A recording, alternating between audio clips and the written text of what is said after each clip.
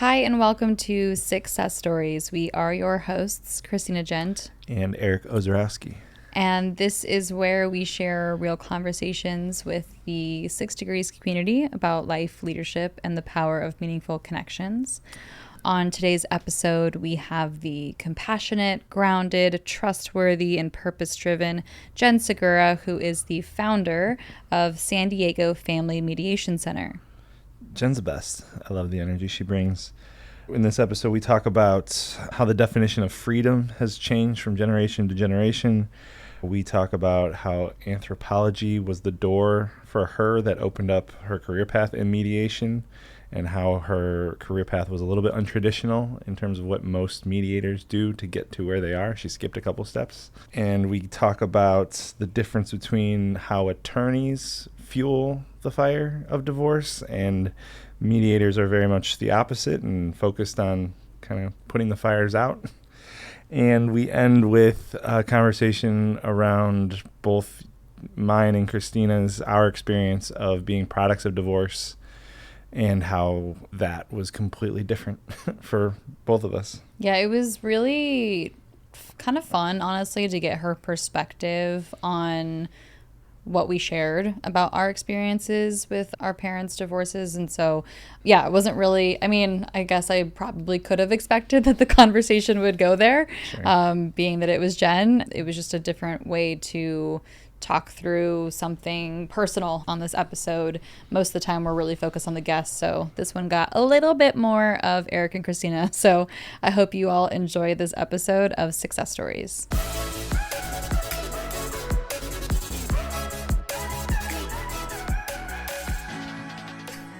All right, well, let's do a check-in. That's usually how we'll get going on these. I'd love to hear what's something positive for everyone so far this week.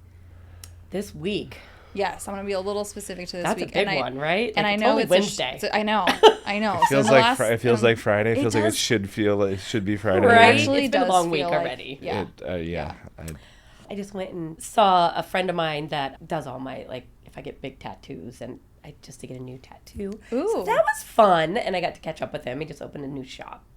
So nice. And I'm like, hey, I'm going to be down that way. He's only 15 minutes from here. Oh, okay. So just right before you came here. Yeah, I drove and saw him and then came down here. I'm like, let's just do two things at once down in San Diego. Yeah. Well, yeah. Anytime I'm going up to North County, I'm like, okay, how do I stack this day with as many things up here as possible? Totally. So that makes sense. I'm like, perfect. That's cool. So was it more just like a consult to see like what you want to get done? Yeah, because he doesn't really, he's not the kind that you're just like, here, this is what I want. You kind of show him what you want. And he's like, oh, that's a good idea. I'll come up with something. Yeah. Okay. My entire back is done, and it's a huge koi fish, which I love. And it's turned out, like, I have a huge koi pond at my house now. Like, it just turned out to be something that really resonated with me. But when I went in to get my tattoo 16 years ago, before I had babies or anything, I brought him in a picture of a dragon. It's not a koi fish. Wow. And I ended up with the fish. Wait, that's wild. I swear. I went in, I wanted it across the bottom of my back, and he's like, yeah, I don't really cut backs in half. I'm like, okay. And then he's like, if you're going to do your back, we have to do your whole back. And I'm like, okay. So I ended up with a fish going all the way down my back. Wait, but that's so cool. How did you meet this person? Strange. So it was back when I lived in PB, and a really good friend of mine had cancer. And, well, that's not the good part, but we, through him, like when you make money for them to go and do things for trials, a clinical trial. Oh, okay. So we I worked at a bar, so we threw a big party, and all of the money we made that night went towards his stuff that he needed. And so one of the things was this guy donated money for a tattoo. Okay. And so my ex-husband, he was the one that won it. I don't know how that worked out. And so he got his tattoo by him, and then that's how we met. And then he's been my guy ever since. Wow. Yeah. Because my old guy's in Upland, where I grew up. Yeah. And that's too far. That's so crazy, though, to go in thinking, like, I want a dragon, and then I got a fish. Yeah, a koi fish. And when I said back, I thought he meant back. Well, he meant to here. So it goes all the way to here. Oh, wow. And then he's like, well, if you want to go to here, then you can go in my book. I'm like, I can't. I'm like, I have a limit here. I'm like, I'm already getting a fish and not a dragon. Yeah. So, Wow. And then as I'm walking out, he goes, I'm going to turn it into a sleeve. I'm like, okay, all right. I'll see you later. I have so many questions. This guy sounds so fascinating. Well, I think for me, I'd like what I'm hearing is that like he's an artist and he doesn't let his art not be part of the process, right? Very and it's true. like, I'm not just going to do something because the person wants it. Like, I'm going to get the ideas and I'm going to take into consideration. And then this is what I'm going to do. And if you're not cool with that, like, he's probably just like, that's fine. Then you're probably not a fit for a client for me. Totally. But like, I want to do my art and be proud of it. Totally so like, respect. And I he respect manages, like, he always does the traditional Japanese, right? I have all this water. I wanted it blue. He's like, I don't do blue water. I don't do blue water, yeah. So, and I was very strong-headed back then. So we got into a couple fights. But then finally I'm like, It's not fine. My tattoo artist is not who I want to get in pick fights with. Yeah. Right? But we did end up, so now it's a 20-year friendship now. And so now I'm just like, this is my idea. I know you're going to do what you want, but... Yeah. No, that's so cool. So it's all very original stuff whenever you get it. Yeah. So, yeah. So that was fun. That was a positive thing for me. Yeah. That's freaking awesome. I love that. Yeah. What about you, Eric? 6 degrees related positive for me. One of my big goals this year was to not lead all the groups. I think I mentioned that. And I was just telling her. He's still there, even though he said he's not going to be. Well, so I still want to be. I love being part of the group, Yeah. and I get a lot out of it. So there's a transition of not being in all of them every month. Yeah. And there's a little bit of just like making sure like we're good on the transition for these next couple months. But so this week, 2 groups, there was 2 different groups. I didn't lead either one of them. I was still there. Okay. And it's nothing new. Like 2 years ago, I actually wasn't. I was more hands off. Yeah. And then I changed some things, and I couldn't let go as easily for whatever reason. So that's my own stuff. But the win was just being able to go like, oh, this is nice. I just get to participate. Yeah. And trying not to like scrutinize how it goes. It's like, no, like this, it's gonna go the way it goes, and being okay with that. I think ours have been going good. Yeah. No, and it's not I don't know that I've ever, me leading it or not, has ever gone like negative. Yeah, right. absolutely. It's just more of giving structure and framework and making sure people are set up for success, and not going like looking at me to go like, what do we do next, right? Like, yeah, I could be weird if you weren't there. Not to make any pressure for you to say. Yeah. I don't know. You're part of it. It'd be weird to not have you there. Yeah. It would. For the time being, I've had 1 or 2 groups that we weren't there. Yeah. And I think there's a little bit of, it went off the rails a little bit from what I heard. Yeah, because I mean, it's like when the parents away, the kids will play. Yeah. Like, Yeah. You're a parent. I don't want to be not mom and dad. I know it is one of those things of like, I think for us the goal of really empowering the people who are in the room to show up and like be leaders. And so, which maybe part of it is we're kind of a crutch right now of being there every single time kind of a thing. But I mean, like I was mentioning before we came in here to you, that the goal for us is still to have somebody from 6 Degrees present and setting up the room for success. So, but I think I've been hearing about the groups and you leading the groups, Eric, for a long time. So I'm glad that that's starting this month was, I actually got through all the groups. I didn't lead any of them this month. So overall for the month, that was a positive, but specifically this week, and baby steps towards letting go and delegating and not being everywhere all the time. It's got to be a lot. Yeah. It's got to be a lot. It is. It adds up. But our group seems huge right now. Yeah. Like, it all of a sudden is just like... It just blossomed. Yeah. Oh, it's just that's... It's another part of the frustrations with that, because I'm in some of them, especially when they're a little bit newer or when they are going through this kind of transition, which it's interesting to see. Sometimes we'll be like, oh, this group is so strong. They finally got like, it's full and it's good. And then for whatever reason, like there's just 1 or 2 people who like don't renew, or something happens, something shifts. And then all of a sudden that group is down to like 3 people. And we're like, what the fuck just happened? Like, how, what? Like, I turned my back for 2 seconds and it's just a completely different thing. And so that's So been weird. just navigating that part of it. So, but I mean, I think so much of that too has been our growth and our understanding of who the bullseye target is for 6 Degrees and the people who I think are really going to appreciate what we're doing and how we're doing it. So that's just part of the evolution. I love the new way you started this year with here's all the stuff for all these things, because it's nice because you plan out so far. Sometimes you don't know, and then all of a sudden it pops up and you're like, crap, I can't do that. Yeah. But like this way, it's allowing us to schedule further in advance. I'm excited that Rick's doing one because I think he's great. I think he's got some great ideas. I think he's just a really good motivator, and so I think it's going to be good on Friday. I think that was a big win for us to just open the space a little bit more on the coaching side, right? We love Rudy. We love flying him out here. And, like, he's not as accessible. He's not here and part of it. And there's a couple of the coaches who are part of 6 Degrees who have invested in us. And so it was a natural way for us to invest in them. And then also, like, I think each person is going to resonate differently with different types of coaches. And there's certain things that it could be the same exact learning material and can be told by 6 different coaches, but for some reason this one really stuck out to me, right? So I think that's a really cool thing to bring into it. So I'm really excited that you're going to attend on Friday. It's going to be fun. No, I think it's going to be good. Yeah. I think it is, for sure. Yeah. My win for this week, it is 6 Degrees related, and it's this year we introduced our complete membership. So we have 2 different tiers basically of membership. And it's an all-inclusive, right? It's every single event. There's no extra cost for that person to come to anything.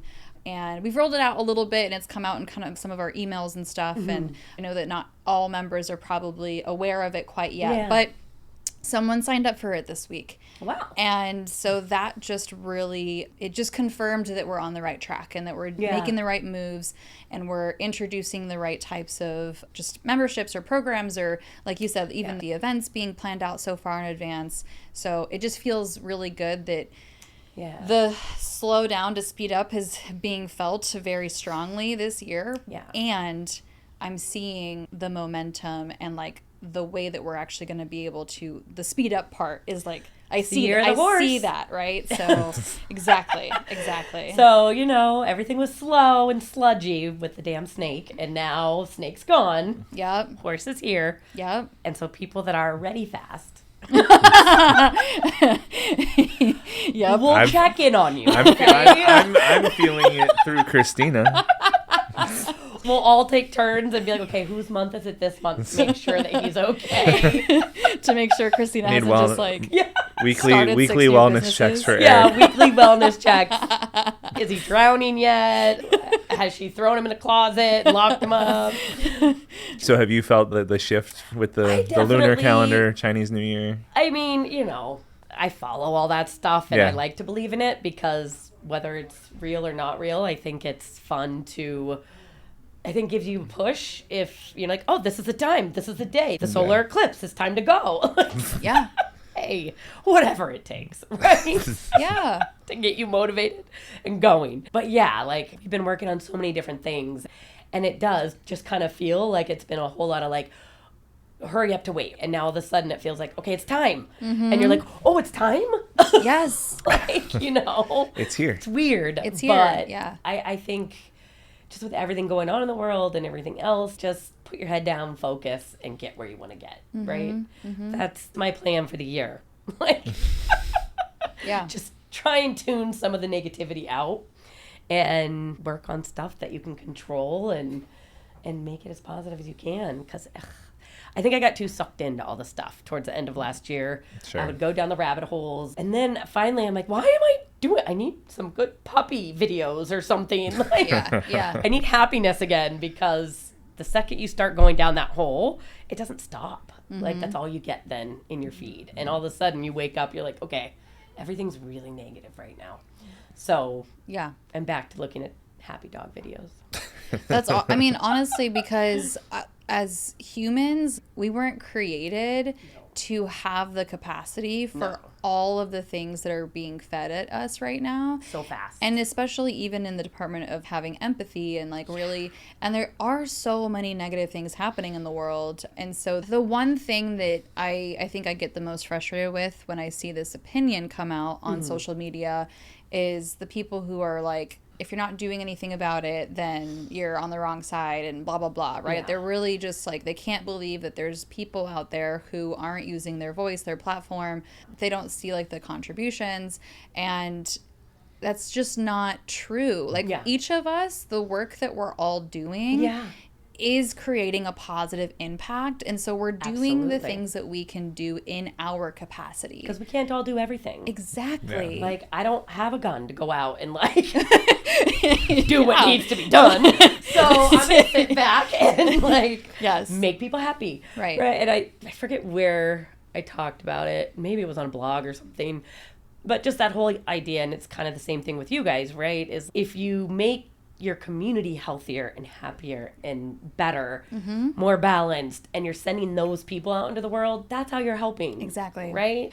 Getting people to go through a divorce in a happy way, I guess not happy, in an easier way. Yeah. That they're not fighting and you're trying to make them better, wholer people. Now they're going to go home. They're not going to lose their jobs. They're not going to take it out on their kids. It's not going to create a complete downfall throughout their whole family. Instead, we're building them up through the process. So then when they go back out into the world, they're healthy, they're happy, they get along, all that. And so that's my contribution. Exactly. Right? Exactly. You don't have to be out screaming and yelling all day long to be part of the, what do you call it? The peace, I guess. The movement. The movement. Yeah. And I got sucked in a little bit down to like, you know, following it and telling people they were wrong about, no, she didn't run him over. Look at this, look at that. And then I'm like, why am I doing this?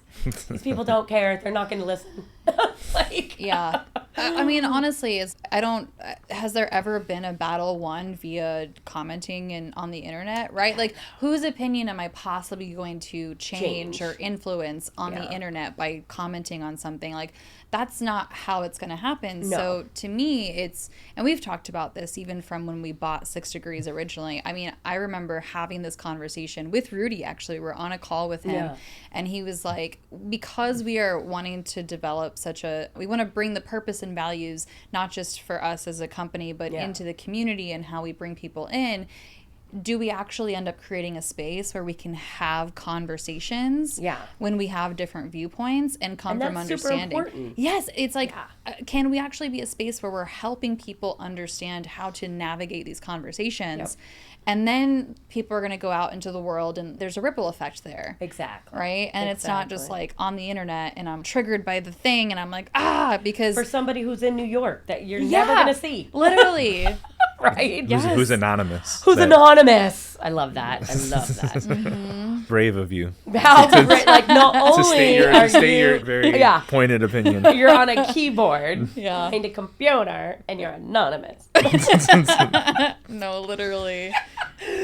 No, but I think that's the whole point, right? Is like the more, and you see it in the younger generation. I think the teenagers, they're involved. They care. They want. My daughter's so excited that the year she turns 18, it's a presidential voting year. Oh, really? And I'm like, God, when I turned 18, I don't think that was anywhere in my brain to care whether or not it was a voting year. Yeah. They do, and they talk about it at school, and they talk about all the stuff going on, and I'm sure they did, but I don't remember young people being involved the way that young people are today.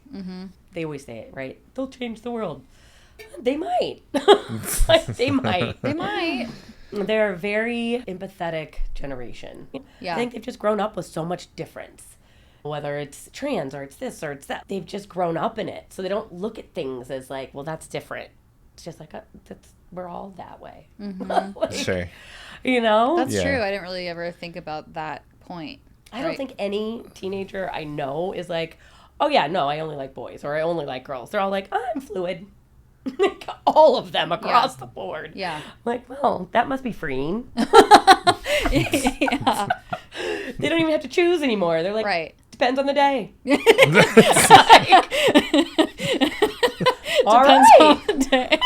Depends on how I'm feeling today. I don't know. Right? Depends on the day. I That don't man know. pissed me off today, so Yeah. not today, man. And it's funny because, funny. you know, we've all thought, oh, it'd be easier to just be gay. Like, Yep. right? Yep. But these kids are like, maybe I will be tomorrow. Like, they don't know. Yeah. They don't care. Just, I guess, yeah, it's just way more accepting of Yeah. any possibility Yeah. rather than these constructs that have been put in place for blown them apart. Right, Yeah. right. They're just trying to break free of that and just be human. Just Yeah. a human. Yeah. Identify as a human being. And I think or sometimes furries. Isn't there that thing too? Furries. There's a bunch of. Oh, yeah. I remember we were staying in LA for something, and there was like a furries conference. Yeah, and I didn't it was like the know. Comic-Con for furries. Yeah, and I did. Oh my god, furries. Yeah, and I just remember I had no idea, and I go to the lobby for something, and I go downstairs, and I was like, what did I just walk into? This is fascinating. Oh like, my god. Yeah, it was so fascinating. How much do they dress up? Is there a lot of fur or? There was a lot of. Yeah, it was There's a lot. It was a fur. lot of fur. Okay. It was was like a- full on like mascot type of. Really? Yeah. See, I thought it was just like maybe a tail and some ears or something. No. There was that too. I mean, Well, I mean, there's, there there's was- levels. Yeah, There's levels. right. Oh, levels. Okay. See, it's like the same thing. I don't as, know like, much about this world. We walked into a convention. We were at a hotel that had the convention next to it, kind of thing. Yeah. Oh, that's crazy. Yeah. See, and even for us, right, which I think our generation was pretty damn open-minded too. Mm-hmm. But it's still, there's a little bit of a getting used to this stuff for us even, Yeah. right? Yeah. But then you trickle down and there's the millennials and they're a little bit more like, whatever. And then you get down to the Z and they're like, I don't care. Yeah. I guess Dog, it's cat, all human, whatever you want to be. it's all game. Yeah. You have a soul. I swear my phone never rings this much. Ever. It's probably my kid. Can I order the shampoo? Granted, they have very curly hair, so it's very important when you find good products. But That's come true. on. The curly hair, it's very Yeah. I mean, I don't know.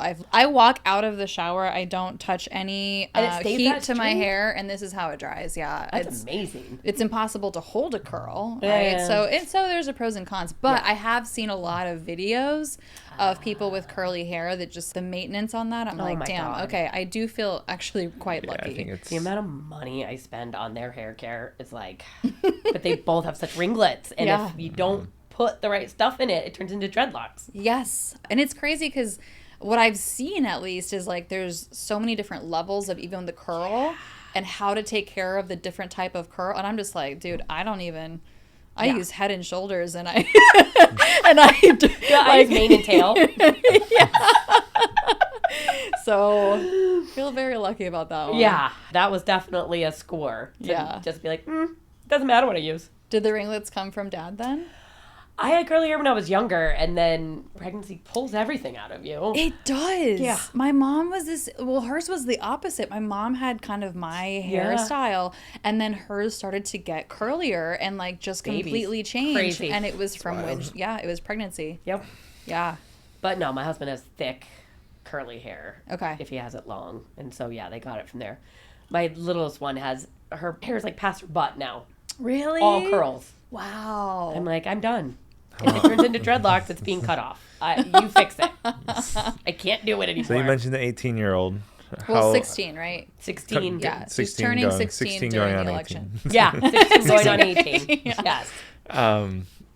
So tell us about your other kid. How old are your other So I have one 16-year-old daughter and then an 11-year-old daughter. 11-year-old? Yeah. Okay, two girls. My 16 she does have my hair more. It's thin and curly, but then my younger one has my husband's hair, which is thick curls, like so much hair. And it looks like she's going to fall over. There's so much hair, but she won't cut it. So such is life. My older one's driving now. So that's always Oh, fun. how did that feel? Scary. Yeah. It is. Yeah. There's a lot more people on the road today than there was when we started driving. 1,000%. Yeah.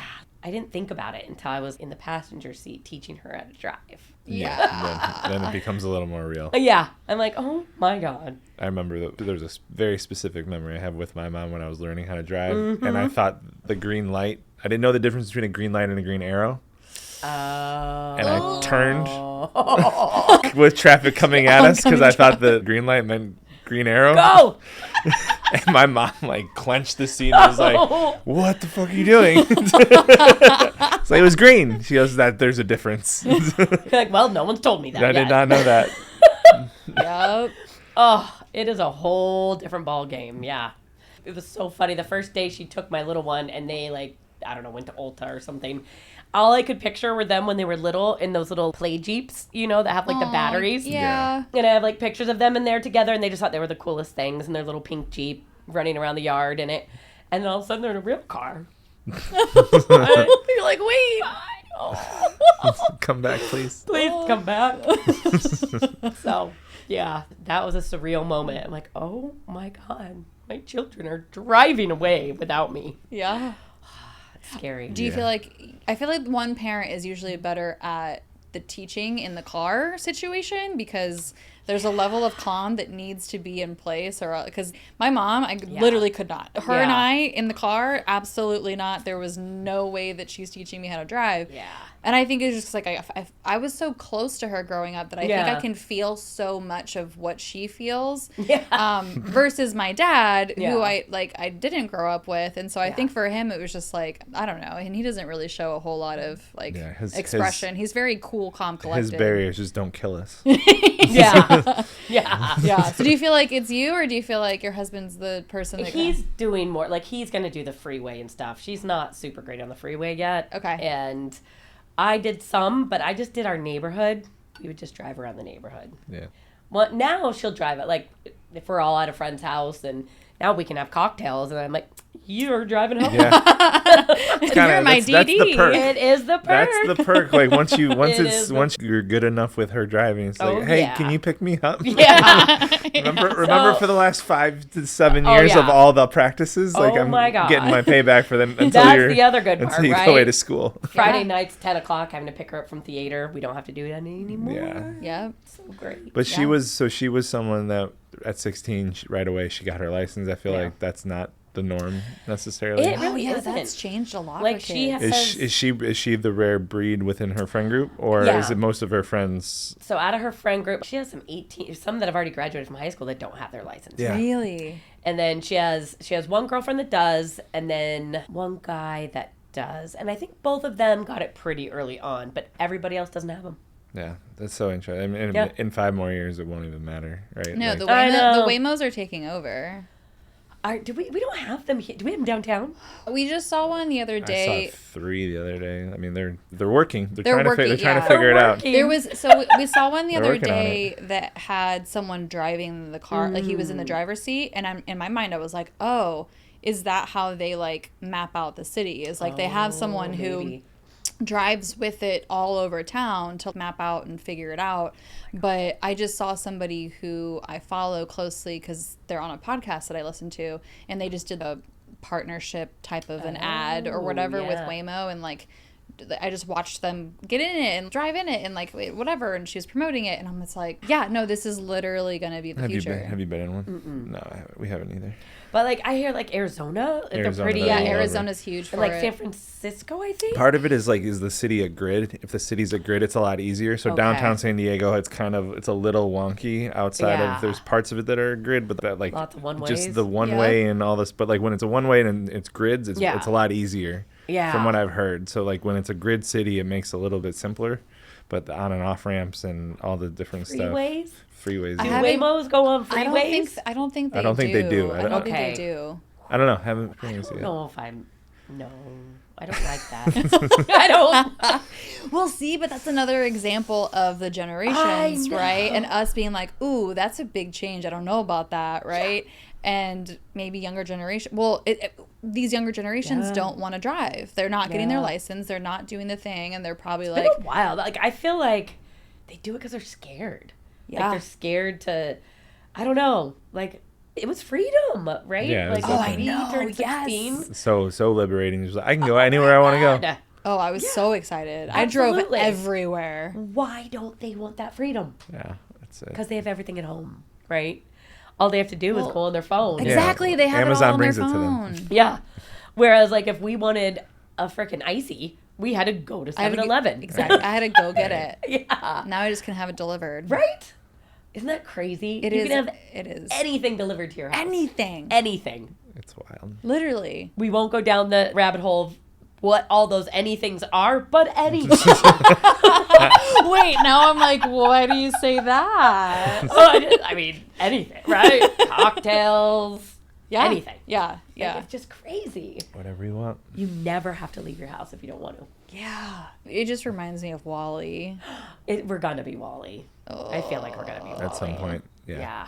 Or Which at is least- scary. It Because I is. do realize when I get stuck in my house working for 3 or 4 days at a time without leaving, you don't even realize that you start to get a little depressed from that, right? And then you get back out in the world, you're like, oh my God, I need to do this more. I need to be around people. Yeah.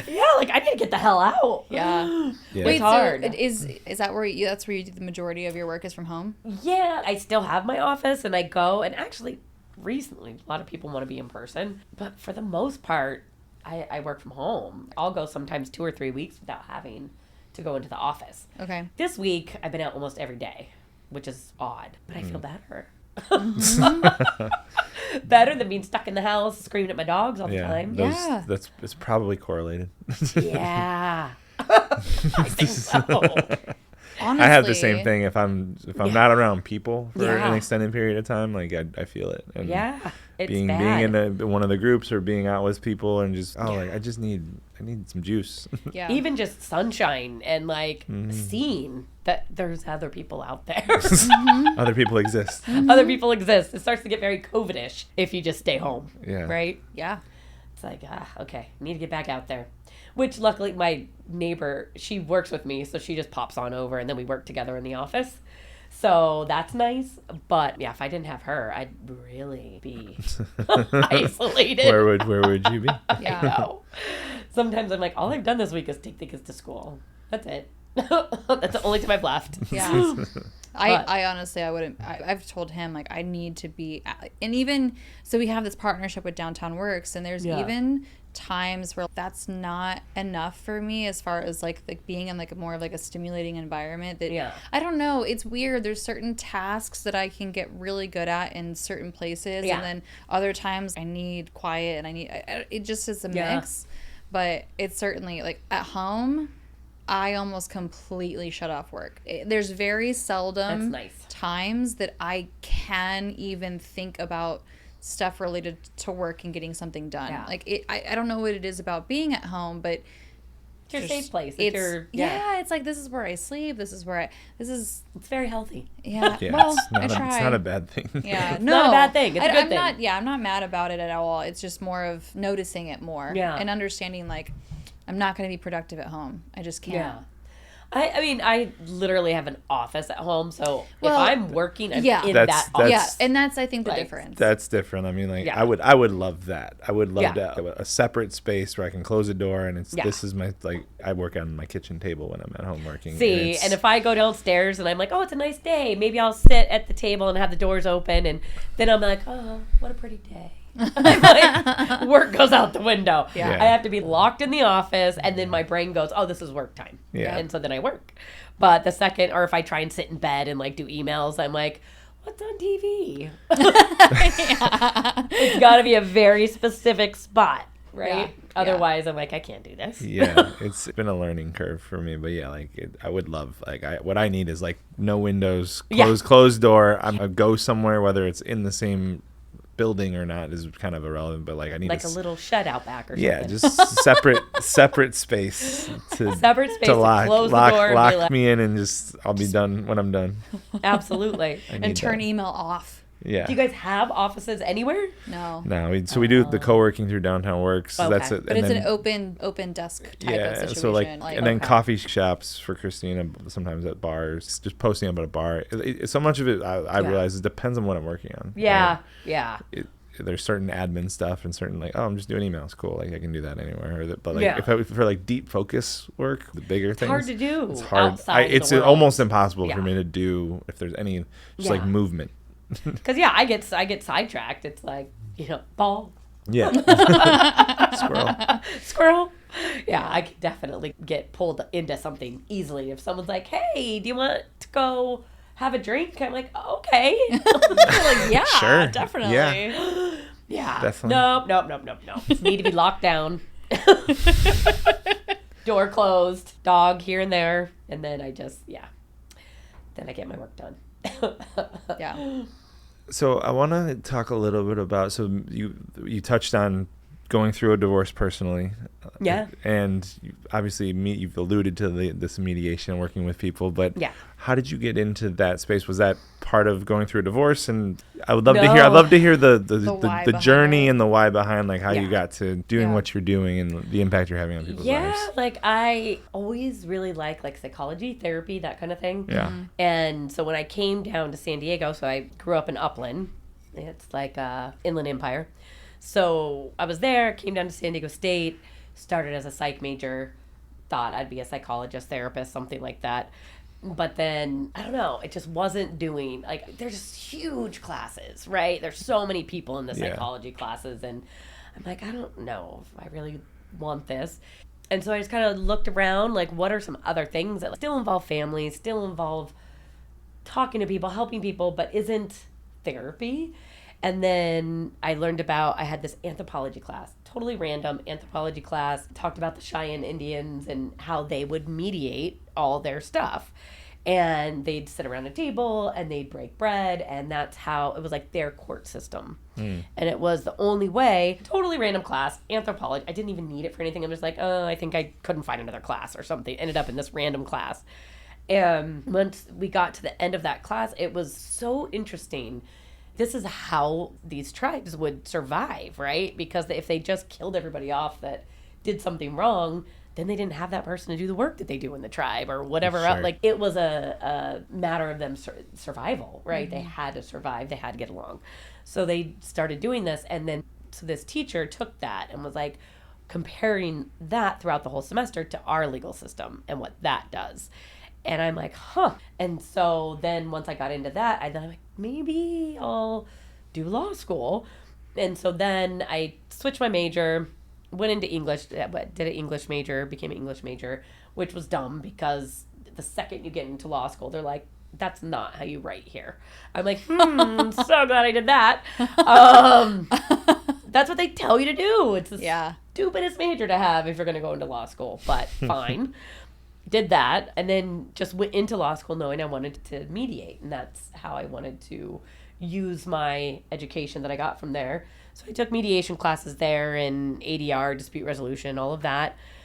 And then when I got out, because I knew I wanted to go into family law, I worked for, my second year and third year, started working for family law firms just to, like, understand how it all worked. Worked for an estate planning firm because that also kind of deals with family. And did that for a while, and then I graduated, and within 2 years, then we had the crash, right? The 08. Yeah. And so basically the end of 07, I went and was trained as a mediator because there were no legal jobs. Like, coming out of law school and they wanted to pay you like $13 an hour. Like, well, I don't know how I'm going to pay my loans, so can't do that. Like, screw it. So I went, got trained as a mediator, met a few people through that training, ended up working for one of them was a family law attorney, so I ended up working for him. He and I started doing some mediations together. Another woman here in town, she was doing mediation, met her at the training. She and I started doing some mediations together. And then that just kind of, a couple years of that. So maybe I had like 15, 20 clients for the year, 2008, 2009.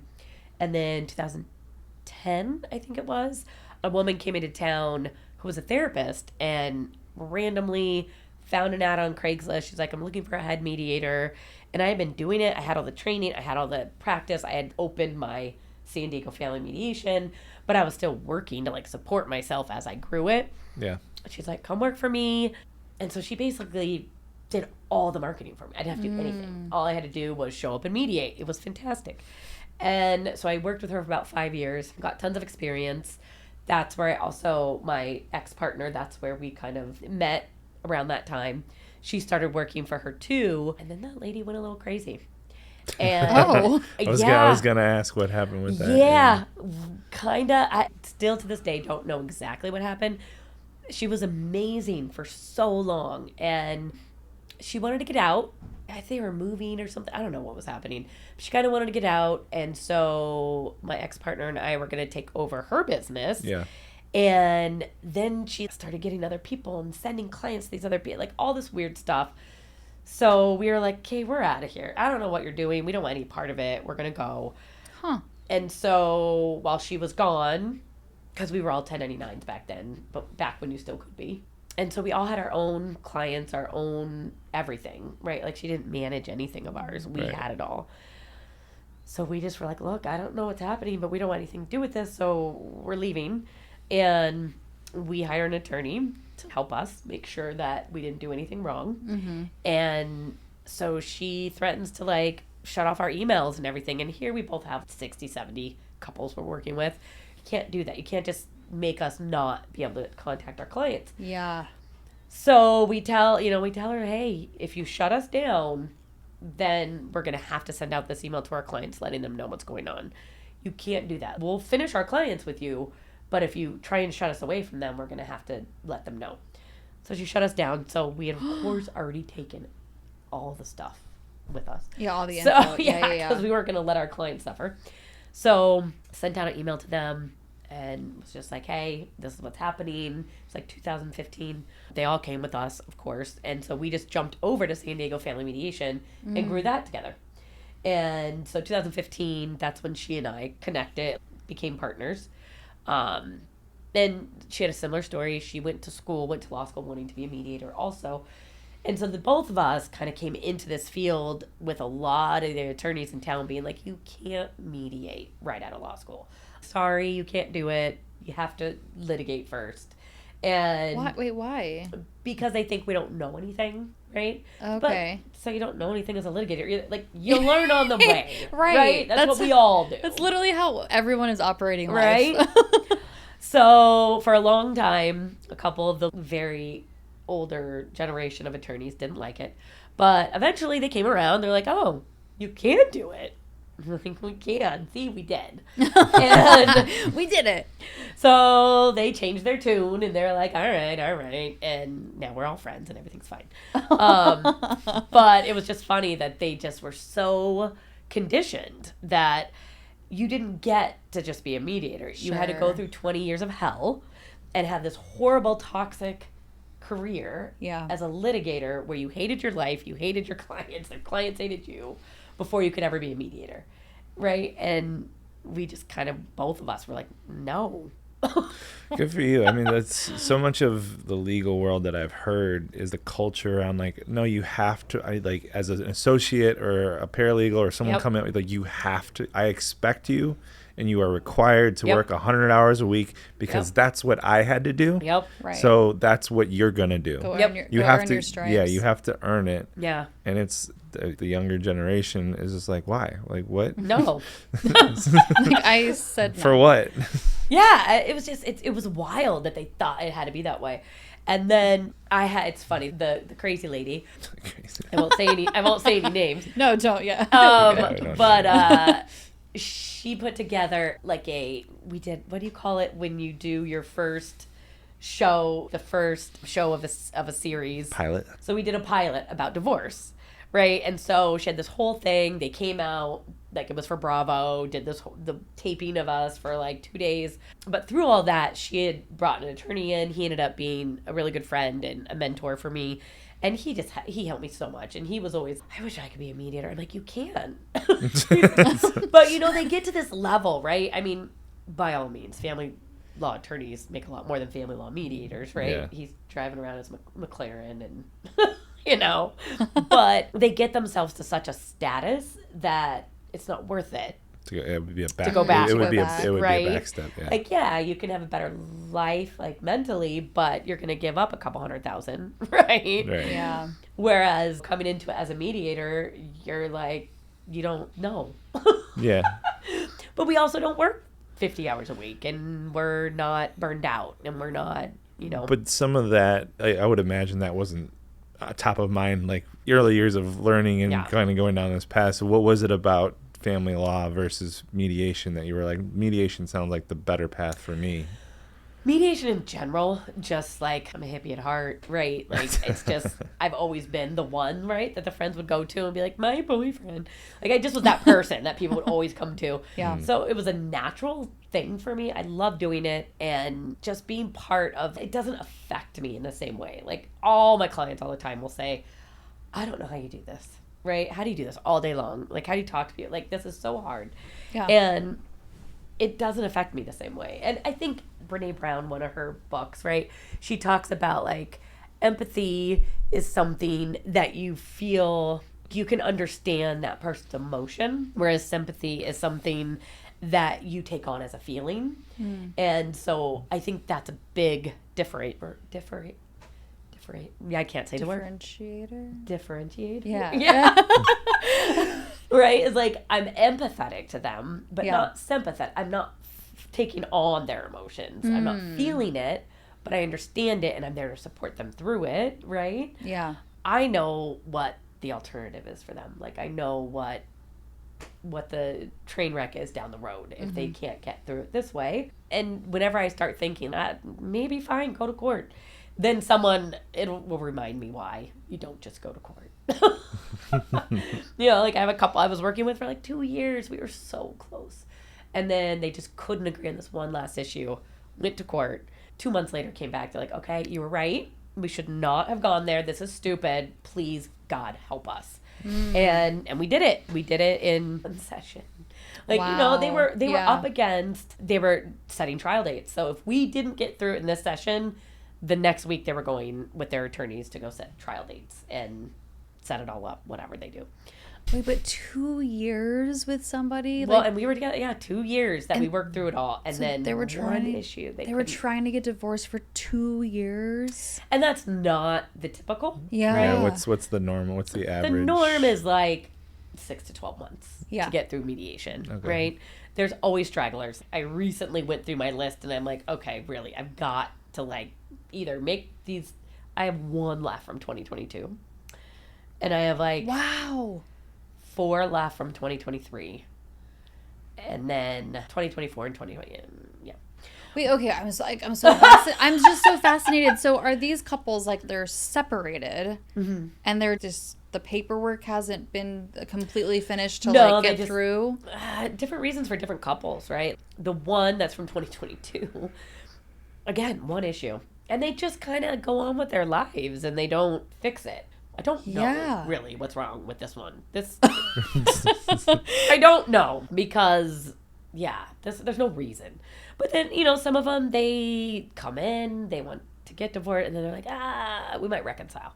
So then they try and reconcile for a few months or a year or something, or maybe their kids end up having some issues, so they pull out for a while.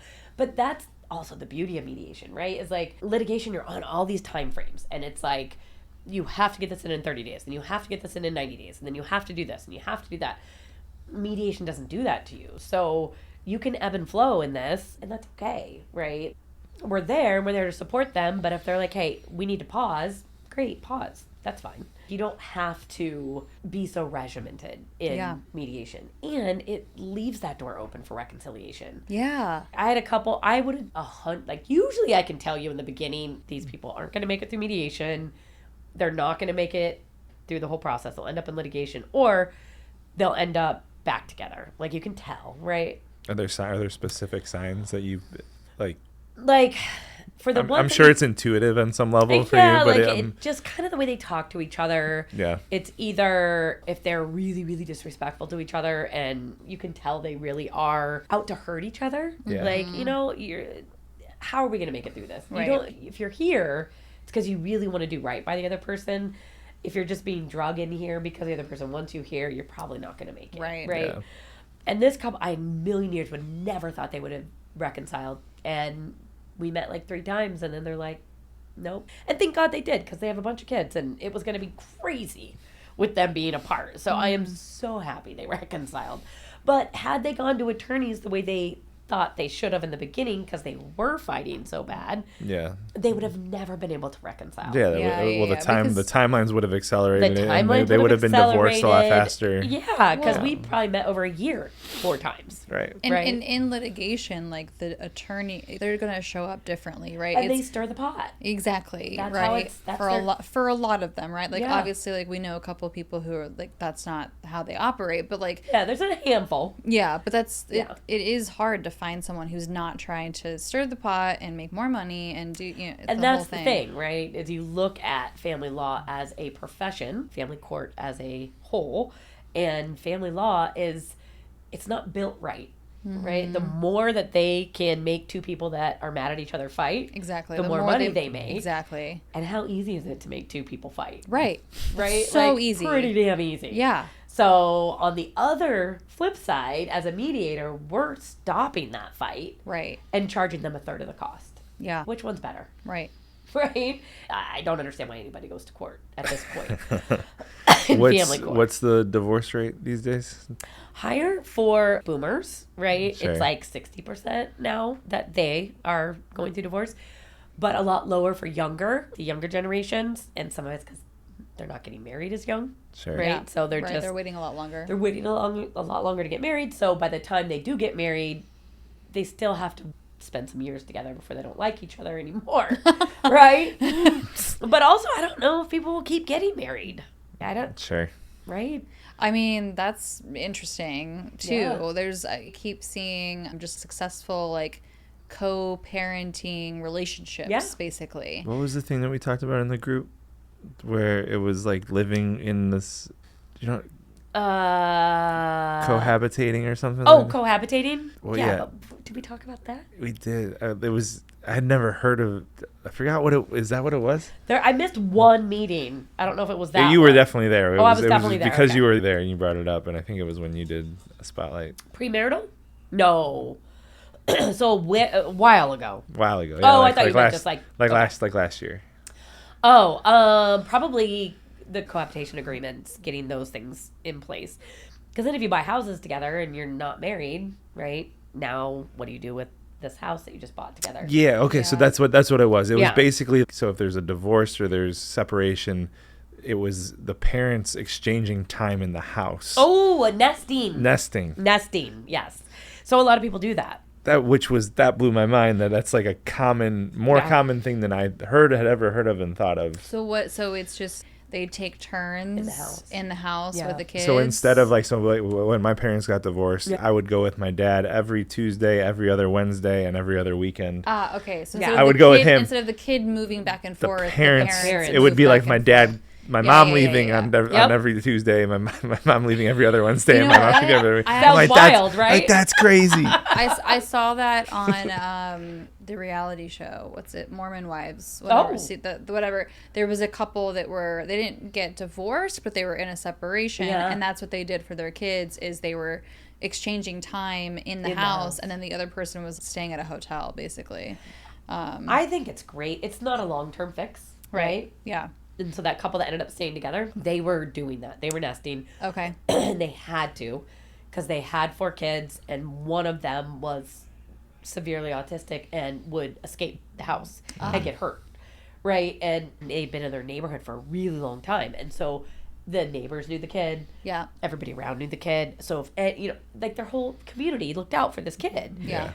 They couldn't leave. Right. They had put so much time, energy, and money into making this house work for him that it would have been awful. And they were struggling to 2 houses, right? And it's hard. It's hard to do 1 house in San Diego. Yeah. Yeah. So I was like, oh, thank God you guys are staying together. It would have been hard. But for the average couple, it does work. I think almost every couple should do it in the beginning, because what you're saying, right? I think parents feeling what that feels like, to have to gather all your stuff. I'm not going to be back for 3 days. What do I need for the next 3 days? Right. Living out of suitcases, going back and forth. It helps you empathize a little bit more with your kids when they're like, I just don't feel like it tonight, Mom. Yeah. I don't want to go. Right? And I think so many of the parents take it personally that the kid doesn't want to be with mom or the kid doesn't want to be with dad. And it's not the case. They're just comfortable in their space. Right. They don't want to pack up and go. Right? Yeah. And inevitably, they're going to feel more comfortable at one house than the other, either because it was their childhood home or their cat's there or their dog's there. Or Sure. it doesn't matter what it is. There's going to be one home that they like more than the other. Mm-hmm. Maybe in the winter. Maybe in the summer, the other home has a pool. I don't know. But there's always one or the other, right? And so for parents to say, okay, I'm going to be that uncomfortable for a while so that I understand what my kids feel like, I think that always sets them up a lot better. Yeah. But they can only do it for so long. Because eventually someone dates and then Right, exactly. you're like, well, you can't bring them home. Right. Well, you can't bring them to the other place that we share, right? Yeah. And we can't afford 3 places. And so it's costly. But it does work for some people. Yeah, it sounds like it was a temporary. It's temporary, like year max. It just blew. I was like, I didn't know that. I had never heard of that before. Yeah. I was like, that's great. Yeah, I think it's great. Blew my mind a little bit. Yeah. Hearing about it. Yeah. I have a crazy. friend who this is probably top of mind because she's in town right now, and I don't know if we'll get to see her today, but we'll get to see her tomorrow. And Yeah. she recently went through a divorce, and the last time that we were there in Boulder and we're visiting her, Uh-huh. come to find out that she actually, because she bought a condo, and somehow it all just circumstance like shook out that now her ex-husband is renting from her Oh, yeah? through the condo. And I was like, wait, so you're like his landlord Yeah. now? And it wasn't like a marital condo? No, Like, she I bought it don't. before? Yeah, well, no, I think she bought it after they had split. Oh, that's And weird. yeah, no, weird. right? Like, and he basically was in a situation where he needed a place, and like Yeah. this was available because she has a new relationship, and so she moved out of that space. And Yeah. but just the fact that I'm just like, wait, so you're his landlord? That's kind of hilarious to me. But I think that there's too much of like, okay, we're divorced and we're not in each other's life anymore. And even with my ex-husband, we were together for 10 years. We were only married for 4. But we were together all through law school, right? We were together through most of San Diego State. There was a big part of my growth of Yeah. a young adult that I was with him. Yeah. And I wouldn't be who I am today without him. Right. And his family. He'd grown up overseas. His parents were international teachers. They brought me to Malaysia. Like, their family taught me so much. And Yeah. we'd never had kids. There was no reason for us to continue to be friends. But we did. And we were all friends. My new husband, my ex-husband, and I were all friends beforehand. But it took us I think we had both kids before we ever saw him again. He still hangs out with a lot of my other friends from San Diego. But for my friend's 50th birthday, we all were going to be together. So me, my new husband, both my kids, and my ex-husband. And, after that one awkward occasion, now, like, anytime we're all together, it's fine. Yeah. Right? Yeah. We're all just fine. And it's just crazy to me that you could spend, and 10 years isn't a ton of time, but there's people that spend 20 years together, and now they won't talk to that person. Yeah. Like, you are part of that person at some point, right? You've spent so much time with that person. How do you just walk away and not have them in your life anymore? They're part of your family. They're part of everything. Right. So kids or no kids, I always feel like it's important to not shut that part out. It just makes sense to me. My husband, on the other hand, is the type that just put your box away. Right? The box of all the old people. Yeah. He, like, cuts it away. pictures out of, like, the face of all his... I'm like, why? Yeah. He just, like, it's done. It's done. It's We're moving done. on. Yeah. Dead. Buried. Yeah. I'm like, all right, well, that's not me. Yeah. I mean, his parents versus my parents, very, very different, right? My mom and dad will hang out anytime he's in town. Like, my mom, she's just like, yeah, totally. Like, they get along, no big Yeah. deal. But then his parents are Yeah, the opposite. My mom Won't do it? Literally, like, so probably in the last 20 years, the 2 or 3 times that they've been together in the same room. Oh, my gosh. It was like my wedding, my sister's wedding. My dad was on like a deathbed in the hospital. Oh, my gosh. That's it. And like, she would be completely fine, never ever seeing Really? him again. And yeah, there's a lot of anger. And What do you think the difference is between the two? Probably the way that it ended, right? I mean, there's infidelity on one side. With my mom, it was more just, I think she was just tired. I think for her, I love my dad. He's awesome. I mean, it even took a while, even in my relationship with him, for him to understand the level of even just like attention that I felt like I needed and deserved as his kin, right? Yeah. So, As his kin. Yeah. So I feel like... Kin or kid? Kin? Isn't it kin? I think so. Yeah. Yeah. Making She sure. went very formal. Yes. I went really formal with as it. his daughter. As his daughter. As his offspring. As his offspring. Yes, offspring. Exactly. I don't know. I have no idea why I said kin. That was weird, but I just... That was weird. Threw me off. Just want to make sure I heard love you that right. he had to like pull it up. He's like, Wait, what? Pause. What'd you just say? Oh, God. Yeah. Well, but yeah, like I had like this moment in high school where I fully called him out and I was like, dude, I was the one who said, Mom, I need to move back to Kansas. I want both parents in the same state. At that time, it was summers and winters breaks of schooling that I would fly out to Kansas. And that was when I was spending it with my dad. And I was like, I told my mom, I can't do this anymore. Like, I really You leave your friends. You leave, like, your whole life. I just really wanted to be back in Kansas. And so then when we got there, I started to understand where my mom was coming from. Granted, she never spoke an ill word of my father ever. Like she never wanted to influence any kind of thought that I had of him or any experience That's I had. Very hard to do. Oh, I mean, I am sure that was hard for her. I mean, I could imagine, right? I mean, especially because like it was the two of us, and there were plenty of times that like we were on food stamps, and we were like there was a lot of things going on that I know as a single mom, like she was struggling. So yes, kudos to her for always keeping it positive. But yes, we went back to Kansas, and I realized like there was a couple of different times where like I invited him to something that I was doing, whether it was dance or theater or music or whatever the thing was, and there was like a reason, story, excuse of why he couldn't be there, and I was just like, I'm done with this. Like it was like multiple times that it happened, and I'm like, dude, you're like, this is why. Yeah, it just made me realize like see where priorities are lying right now, and so I called him out, and I was like, I'm your kid with a D, with a D.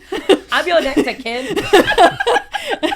And I was like, and this is only going to happen now. Like, once I'm older, I'm done. We don't have, we don't know how long we're going to be on this planet. So just, right? And I told him, I was like, I'm done, like, trying as hard as I'm trying. So either and you're the damn adult. Yeah, and like meet me here or bye. I don't know. Like I just won't see you as much. I think that conversation and just there was a shift in our relationship, and I got to see a little bit more of him really showing up for me and really caring and really That's a lot though. So you had two things, right? You had a mom that was willing and able, because even though they're willing, sometimes it is so hard to not tell your kids, try to warn your kids of why it didn't happen and what they'll probably do to you.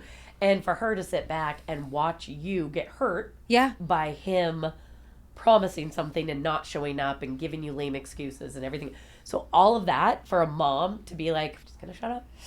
Because she knew that he would show you. Yeah. Right? Yeah. And she didn't need to be the one to do it. Right. And that if she told you, you probably wouldn't take it the same way. You 100%, had to learn 100%. Your, like, immediately from him, there's a right? version of resenting your mom because it's like, no, like, what are you talking about? That's not how it is. And then she starts protecting her dad. Yeah. Exactly. And that's what would happen. Exactly. So you had that, which is unique. Yeah. I mean, I think nowadays with more mental health and everything for people to have support, more people will do that, but it's freaking hard. Yeah. And then to be a child who is willing and brave enough to stand up to their parent and say, fuck you, be a dad, or I'm out of here. Most kids aren't going to do that. Yeah. So, like, another kid could have never ended up as good as your situation did. Sure. Because you had all these things that happen. Yeah. That's not typical. How old when you had that? I was in high school when I called him out on that. I think specifically it was sophomore year, because I remember it was a very specific dance routine that we did at halftime that I was so proud of. But it was that moment that I was like, okay, I'm done. Yeah. We're done with this. We're done with this conversation after I say this out loud. And then there was the shift, right? Yeah. And it could have gone either way. Yeah, could have gone either way. And kudos to him for standing up and being like, holy crap. Yeah. I'm an asshole. Right? Like, really, that's what he did, is he's like, I gotta change step it something. up. Yeah. Yeah.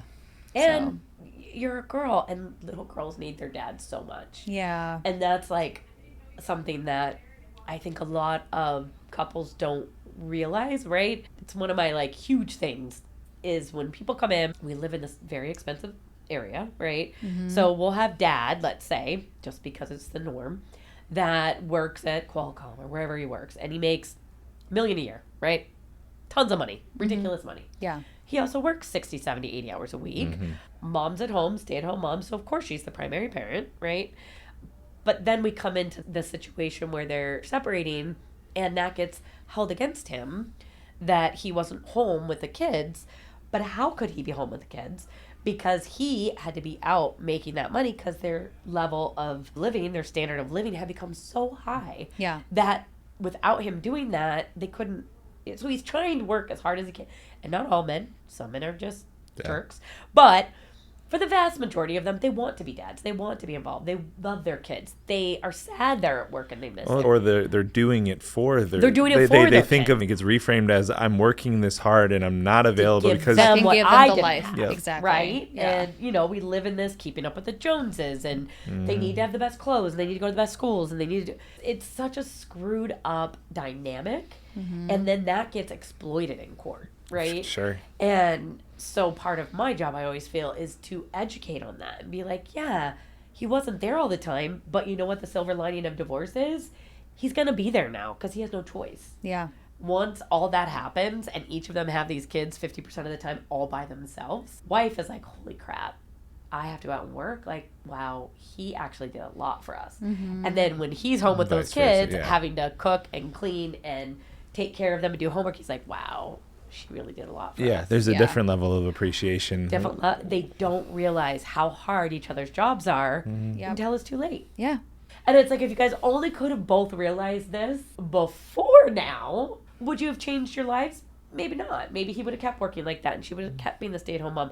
But you guys would have respected what each other did and not resented each other for the fact that he got to leave and go to work and she got to stay home with the kids because she wanted to get the hell out of the house and he wanted to be home with the kids, right? And then everybody gets punished for that. Yeah. It's so awful. Yeah. I hate it. But, there are clients that see it and they come out and they're like, oh my God, I had no idea. But those parents, like the dads, they generally end up stepping up to the plate and being amazing fathers once they go through a divorce. Yeah, I feel like that's a more common than most people realize. It actually becomes a really positive thing for certain people, certain parents on one side or the other. I'm almost forced to be a parent. Yeah, because now it's all you. In a way that because I'm on my own. You would have never been forced to be had you stayed in your marriage, right? So divorce is awful, and it's not anything anybody wants to go through. I couldn't fathom, right? Once I had kids, I'm like, I couldn't imagine not having my kids at home with me every night, or knowing that my husband doesn't have the kids with him every night, right? Like, either way, like, we love our kids so much. Yeah. And at the same time, if it does have to happen because it's bad, there are good things that come from it, right? People do one-on-ones with their kids, especially if they have 3 or 4 or 5. Yeah. Being able to say, hey, tonight I'm going to come pick up just one, and I'm just going to have some really good, solid focus one-on-one time with that kid. Which the kid obviously like, oh my God, so excited. Yeah. Right? Yeah. Because they get that they would have never got before. So it's just these little pieces that you can be like, okay, divorce is awful, but there are good things that can come from it if you do things the right way. Yeah. And you're like, hey, I'm here to support you. And, when mom's getting back into the work field, support her. Mm-hmm. Don't make it harder on her. Don't be like, nope, sorry, I can't get the kids seat. You have to figure it out yourself. Don't do that. Mm-hmm. You're hurting your kids. Right. Like, you want her to work, but now you're going to make it difficult for her to work. That's the hardest part is, like, anytime there's kids involved, the kids are the ones that suffer. Mm-hmm. Right? There was times, and I have a lot of respect for my dad because he was a mile away, he lived a mile away, and they set up the whole thing, and there were definitely times both of them put us in the middle. Yeah. Especially as we got older, and it was like, this doesn't. You were still in that time frame where that was very common. Yeah. Right? And I felt it, and I hated it, and Yeah. there was like using our time against the other person, and it's awful. yeah, it can get really. You probably both need to be part of my book. Oh, wait, What's there's the a book? book? I'm working on it just to show that difference between litigation and mediation, but also the different, like, coming out of a divorce that it's okay. We're okay. Family's okay. And then coming out of one that, like, it was awkward every damn time they were together. Yeah. Right? Oh, awkward would be a polite way. Well, and that affected you, right? Yeah. Like, it affected you as an adult. I'm still working through it. Right? Yeah. And they feel like it's not going to be a thing. It's like, no, it's a thing. Yeah, I don't even know that I would, if I asked both of them, I would say that they understand the scars, right?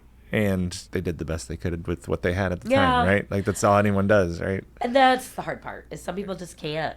Yeah. They don't have the capacity to even understand, or it's hard. What your mom did was hard. Mm-hmm. And I watched my sister-in-law do it, and not getting divorced is hard. Getting divorced is hard. Yeah. Like, it's absolutely, it's all hard. Being married is work. It takes effort, right? And hard in quotes is relative, right? If I just meet someone, I was talking about this with someone recently. It was like, if I just met someone and it's already hard, run.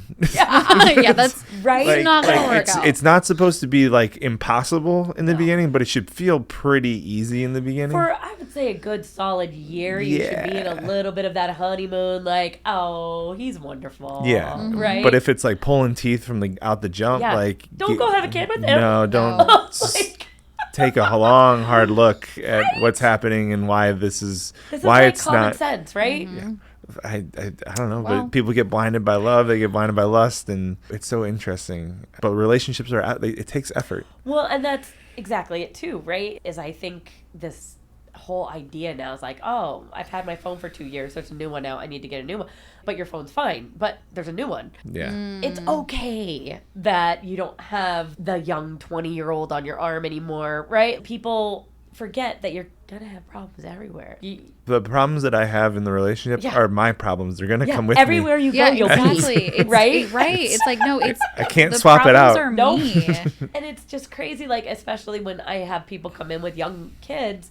On the one hand, nowadays therapists will tell you it's better for the kids to do it younger than it is to wait till they're older. Where it used to be wait till they're older. In terms of getting divorced. Like, if you're gonna do it and you have a 3-year-old, don't wait 10 more years or 15 more years. No, they feel all of that. They feel all of it, and you're teaching them what a bad relationship looks like, right? So, no, 3, he'll get over it. He's fine. Go, right? But when you have these couples that they come in and you can tell they still totally love each other. They have these young kids. They're just struggling with everyday crap, trying to keep a marriage alive. And I think that's why my current husband and I made it, and hopefully will make it, is because we both were in relationships that we didn't have kids, and we both saw, like, just, okay, you throw kids in the mix of this, you have to realize that you can't give 100% to that other person anymore, because now you have this little thing that needs you, like, truly needs you. Yeah. Like, they're not going to eat, sleep, go to the bed. Their survival depends. Their survival depends on you. And so you got to kind of have a meeting of the minds with your partner that, all right, these next 10, 15 years, it's really going to be focused on them. We'll be back, but, you know. We're just pressing pause on the video right? game. Like, high five in the middle of the night, but don't get all butthurt when I can't give you the attention you want, because I've had to give 100% attention all day long to these kids and work and this and that, and by the time I get home, I'm like, don't talk to me. Right? Don't bother me. Just don't touch me. And then you got dogs and you got cats and you got, you're like, oh my God. So you got to be ready and willing to say, like, if I'm going to have kids, I need to know that my relationship's taking a back seat right now. Yeah. Because these kids need me and you. They need us. And until that's done and they don't need us anymore, this is where we're going to put our energy. And hopefully the kids grow up and they become self-sufficient. When they don't, maybe call it quits. I don't know. Now we can say, Right. all right, like, we if they're tried. 30 and they're still not left the house. I mean, at that point, maybe it's time to just be like, Well, that's more and more common, right? Like, Yeah. kids are staying at home longer can't afford it. because Yeah. of affordability, Yeah. because of motivation, but like a bunch Yeah. of, right? and I think even the most motivated still stay home because they're like, well, it's a lot cheaper to stay home. Right. Right. And we've already discovered, right? They don't care about freedom. Right. They're not looking for Right? the type of freedom that we did.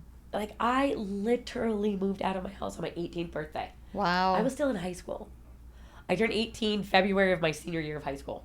Where'd you go? Just down the street to an apartment. Wow. I moved in with my boyfriend at the time, and literally my dad came and moved all my furniture down there for me. But I had a stepmom, it's all a thing. But Yeah. I was just like, no, I need my freedom. I need out. I need to do my own thing. And so my 18th birthday, I moved out. For my second semester of senior year, I lived on my own. That's it. Wow. Never went home. And then both my brother and my sister constantly move out for a few months, move home. Move out for a few months, move home. Once I never was done. Once done, you never were looked done, back. I was you were done. I'm like, freedom. But kids these days are just like, whatever. They don't care, right? They're like, I have everything that I need right here. Why am I going to leave? But I think they'll leave eventually. You're like, I hope they'll Right? leave eventually. Otherwise, I guess we travel, right? We just go bye-bye. Take care of the dogs while we're gone. Right. Watch the dogs. We'll be back. We'll be back. Don't burn the house down. Don't burn the house down. It'll be fine. Yeah. Because I don't know how else. Yeah. Eventually, we need to be adults again. Do you guys listen to comedy a lot? I mean, we come here, I would say, since this kind of partnership with Yeah. Mic Drop, I've seen more comedy in the time that we've lived here than I've like ever seen prior, right? Yeah. Like I didn't really go to a ton of stand-up shows back in Chicago or anywhere previously. Probably average like once a month. Do you guys watch a lot, like on TV? Stand up, yeah. I don't watch as much on TV. I think it's very different for me. Like the Yeah. experience is so different being Yeah. surrounded by the laughter rather than it's just like us. at Yeah. home. You're just not that funny. But I had to go there. I get laughs. I get laughs. you get laughs. So I'm saying like watching someone do stand up on a screen and then Yeah. Christina doesn't boo. I No. don't. I don't boo. I don't get boos. No. I love falling asleep to it. I don't know if you've watched him, Tom Papa. He I don't know talks Tom. about his daughters and them going off to college, and he's like, you don't even realize it, right? You grow up, you have parents telling you what to do. Then you grow up, you get out of the house, then you have kids, and they're telling you what to do. It's not until they go off to college you're like, oh my God, I'm alone. Like, I can do whatever I want. No one's telling me what to do. No one's telling you what to do, but it's so true. You forget that, like, yeah, it's like having little parents around. Like, I guess I won't have a party. Like, it's crazy. Guess I gotta listen to you. I guess I gotta take care of you, and yeah, okay. But yeah, no, it's freaking hilarious. It is. Are you guys ever having kids? It's not on our Not on path. not on the bucket list here. Unlikely at this point. I mean, you'll probably live a much like happier, healthier life. I'm just saying. I know there's a lot of people out there that's like, oh, but you have to. Dude, you will save so much money. You can travel. Get a dog. We have a dog. Yeah, great. Dogs are great. Granted, she's gonna be turning 14 this year, and I'm like, every day counts with her. Yeah. So We lost our 14-year-old a little bit a couple months ago. We it's finally, and I hard. hate it. I like the idea that for animals we can when we know that they're just at the end. We don't have to make them suffer to the end. yeah, But when it gets really close and you're having to make that call, that just sucks. Like, yeah. Like Hardest thing I've ever done. at what point do I just? I mean, yeah. I mean, she had gotten really bad and then she bounced back. I thought she was on her way out, and then I called one of those places that come to your house. Yeah. And I'm like, I came home. Her eyes are, darting back and forth. She won't eat. She's like, it sounds like she had a stroke. Give her 3 days, right? This woman could have been like, I'll be there in an hour. It'll be $800. But she's like, give it a few days. It sounds like she had a stroke. She'll probably be better. If it doesn't work itself out, call me back. It did. It worked itself out. We had 6 more months with her, and she totally got better. And then she couldn't get up and down the stairs. So it was like, we had to carry her up, carry her down. And she was 60 pounds. I mean, she wasn't light. My husband's not always home. Down the stairs. Yeah. Like, I'm going to kill myself, Yeah. essentially. Yeah. But just up and down and up and down. And then she just, when she would get down, she'd just lay in one spot all day. Or if she was up, lay in one spot all day. So finally we had to like make the choice. And of course they come over and we have 4 dogs. And so they come with these treats. She's up and she's perky and I'm like, what's happening? Yeah. She's like, well, they're excited. There's new people in the house. I'm like, but it's making me feel really bad right now. Yeah. I'm like, you're killing me, Gracie. And my daughter goes, no, Mom, you're killing me. Oh my God. I'm like, I hate you. Oh, yeah. Gotta have those kids around. Oh my goodness. Yeah, no, Mom, you're killing me. I'm like, okay. But yeah, no, it's awful. Yeah. No, Yeah. I'm not looking forward to that. I went through it when we moved out here. I had a dog. Ugh. He was 10, and he just stopped eating for like a weekend. And I thought, I was like, we'll bring him to the vet and we'll get some medication. He'll be good. We brought him in. They're like, we just ran his blood work. It's awful. Oh, I'm like, how long? They're He like, basically had a tumor around his heart. yeah. They're like, I don't even know how he's alive right now, Oh kind of my thing. God. Hours? Like, I don't know how. And so it was, I mean, a little bit easier than what you had to go through. It was like, is this the time? Am I doing the right thing? I mean, she doesn't move, Yeah. right? Like, Yeah, like, yeah. like she has to like start peeing on herself, but it's like, do you really want to make them get that far? Right. Yeah. Where they're like soiling themselves. You don't want to go that far. But still, a little perky face. And you're like, Yeah. I don't want to make you go. Yeah. And then we have another one. So we had 2 old and 2 young. And so we have the other little old one still there. He's a poodle and little tiny thing. And he literally looks like Pet Cemetery. Like he died. We buried him. He crawled out and he's still running around, right? This is what he looks like. He's, poodles don't age well. They don't. They don't. And my daughter's like, well, could we get a 2 for 1? I'm like, that is so mean. Oh my God. Because I think he's kind of blind now. I don't think he can hear very well, so he bites. Like, he's not pleasant to have around anymore. Oh no. She's just like, can we just take them both out? Yeah. Like, after she makes fun of me, and then she's like, well, what about the other one? I'm like, Marley. Stop. You guys got a BOGO deal going? Yeah, do you guys have buy one, get one? Oh wow. Oh, nope, he's still kicking. Still kicking. He smells awful. He smells like death. He smells like death. He looks like death. He looks like he has a walker, the even though he Grim doesn't. Reaper. Like, he's got, like, they start growing things Yeah, after yeah, a yeah. while. Yeah. Oh, my God. He's Yeah. only like 10 pounds, so there's not a lot of room. He's mostly lumps at this He's point. mostly lumps. That's so funny. Well, I feel like honestly, we could talk because it's just a juicy topic of relationships, and you're dealing right. So we could talk about this for hours. Absolutely. So we'll just have to have you back on to do it again at some point. Do it again. So we'll close with a reinforcement. I started the check-in. Do you have a reinforcement, or do you want me to You got it. roll with something that I don't have? You got it. You want me to roll with something I don't have? Yeah, roll with something that I'm like, save me, please, Eric. I will not rescue you. Oh, I know. He likes to show up as a leader in the best times. I believe in you. What do you got? Yeah, I guess this was just such a fun conversation because I think it's funny because like sometimes like we'll get really, really deep into like the history and like how someone got into their career and everything. And I really, really enjoyed how this flowed into just even personal experience.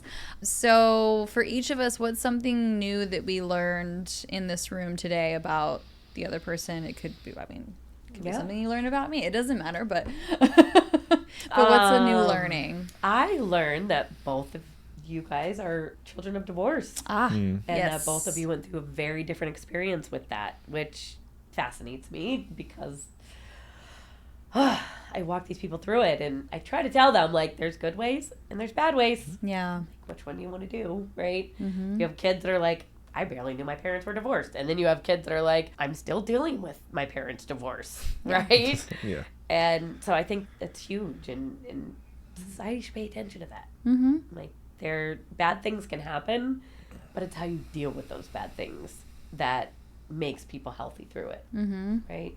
Mm-hmm. For sure. You said I'm a hippie at heart, and that's something that I've known, but it just got like reinforced a little bit of talking through you and your like just your mindset and the approach that you have of being able to help people with what you do. And I think it's so refreshing to have that mentality. And so I just appreciate Oh, thank you. Yeah. I really loved just hearing how it was almost a random anthropology class that kind of just led down this whole path for you, which is super cool. Yeah. Just learning about what mediation was and through anthropology. I know, right? Yeah, I Weird mean, thing. and just how cool that it wasn't even a class that was necessarily one that About you law or about needed. anything. Yeah, and it's not like something that like you had to have it as a requirement. No, No. it was just like this is a class that Random. I took, and that's where I got it, and that's really really cool. Yeah. I think, I mean, we all know teachers are way underpaid, but teachers are underrated. There are 2 or 3 teachers between all my schooling that I'm like, damn, they changed my life. Yeah. They changed the direction of my life. Yeah. Because of what they did, what they taught, something they said. And you hear it a lot, like when you listen to podcasts and you listen to people who, Audible, whatever, that teachers really do have such a big impact on kids. Absolutely. the good ones, right? Like The good ones. There's I think to your point, like there's only like 2 or 3. Everyone has like sometimes there's only one. Oh, but, yeah. Like I would say I had 2 that were Yeah. amazing. And there's a lot of very just mediocre. And then there's mediocre that are just there. Yeah. Right? So, but the good The ones. good ones are freaking amazing. Yeah. There's a big gap. There Yeah. is a big gap. And the good ones, the great ones, definitely need to be celebrated more. Yeah. No, just what they can do. Yeah. Just by being, they're in this great position they really do shape their minds. And, I hear my daughter come home and talk about some of her teachers and how much she loves them and this and that. And I'm like, God, this teacher might be changing your life right now. Like, Yeah. Yeah. you never know. Yeah. Pretty cool. So it's very cool. That's awesome. Well, thank you so much. Yeah. This is Thank so you. great. This was a blast. This Yeah. went by like that. I know. Yeah.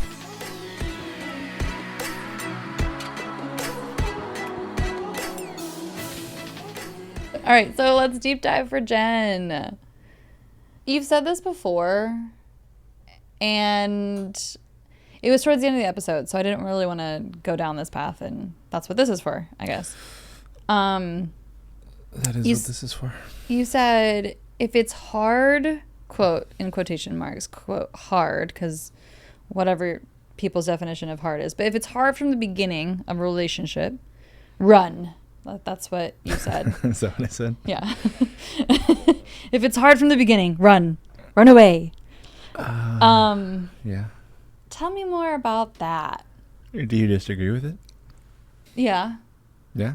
I think I disagree with it, but I think my disagreement with it might be a little bit biased. I guess there's a difference between when I say that it's not challenging. Like if the other person is challenging me in a way Yeah. that feels hard, that I'm labeling as hard, that's different.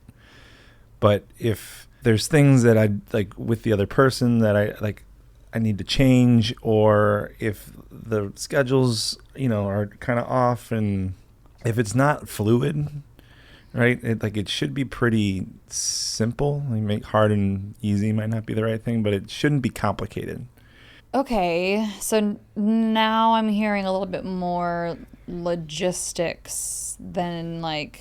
Well, I guess maybe not even. I don't even know that what I said is really true, or not true. But there should be minimal friction in. Right, the friction is okay, but if it is dragging someone across the beach, I don't know. What an image. If one person feels that way, and that's the beginning of the relationship, right? And I guess even to define beginning, if somewhere between around 6 months is the honeymoon phase, sometimes up to a year. Mm-hmm. But if it is like pulling teeth with certain things, it's not supposed to be that way. Maybe, I guess. Okay, so my biases is I probably would have been like, yes, 1000%. Why would I ever continue with someone that it feels difficult from the very beginning? And I mean, I've literally listened to every single episode of Armchair Expert, and so I've heard how many times Dax has talked about the beginning of him and Belle's relationship, and they literally had to go to couples therapy. They got into couples therapy within like the first 4 months of they were like, this isn't going to work. Like Dax was like, there's no way that this is going to work with this person. And now, like, I mean, do they have typical relationship challenges and issues and things that come up? Of course, everyone does. And the way that he talks about like communication and their family dynamic and the way that they've raised their kids together, I mean, it is an example of a very strong relationship from this far away, right? I understand that I'm hearing that from an outsider's perspective ish, right? I feel like I have a little bit of a peek in with how much he shares. Anyway, so I find that really interesting of here is this couple that they were literally on their exits from each other. They were both like, this is awful, and go into couples counseling. And so much of the quote like work, I guess, that was done was honestly so much more internal for each of them to show up for the other person. Sure.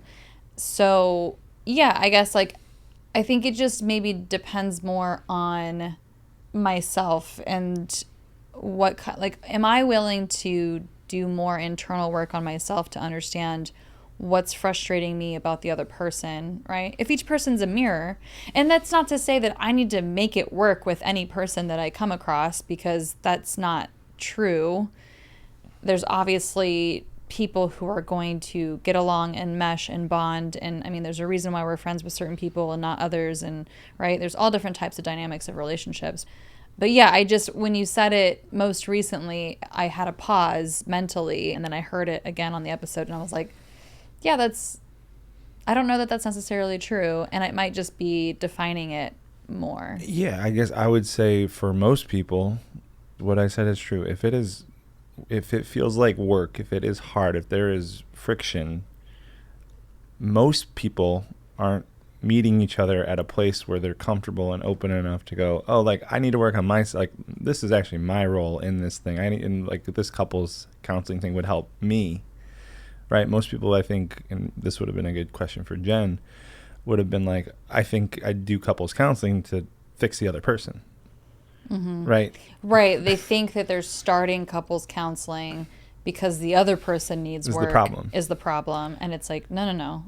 Yeah. So I guess like to me, like what you just shared is like that's an exception, and it's not that it 100% all the time isn't impossible for a relationship to start off rocky or have challenge like difficulty and then work out. Mm-hmm. And how many people are willing to put in that work that early? Most people that I've talked to that have gone to couples counseling earlier, they like earlier in their relationship, it can help. It can be like a really productive thing. Mm-hmm. and actually say, quote unquote, save the relationship, or part of it becomes like how much is someone willing to grow versus like, no, that like, and then the older we get, throw myself in there, it's easier to just be like, no, this is how I am, this is what I'm looking for. And that's what I mean is like, especially as time goes on, it's easier to get put in I kind of get in my little comfort zone. Yeah. And most people don't want to go out of the comfort zone. So sure. I will say though, so back to this hard in the beginning conversation in a relationship is, I think, I mean, and it's hard to maybe have this balance because it's not like I want to create turmoil or create some kind of friction. And at the same time, like, I think the first time you and I really had kind of a bigger blowout moment was a year into our relationship, and the wedding was already on the calendar and being planned, and I don't even know where you're going right now. You don't remember what I'm I talking will, about? but I'm just telling you right now. I don't know. I don't know the end of this story. Oh, okay. So it was when we went to New Orleans, New Orleans. Yeah. and I think both of us had a moment of like, oh shit, should we actually be getting married? Right? Like we had like just like a little bit of a like, oh, like this is new for both of us. Yeah. Like we hadn't really experienced something that like big of a, like, I don't even know. It wasn't like a fight. It was just like a, You lost your phone?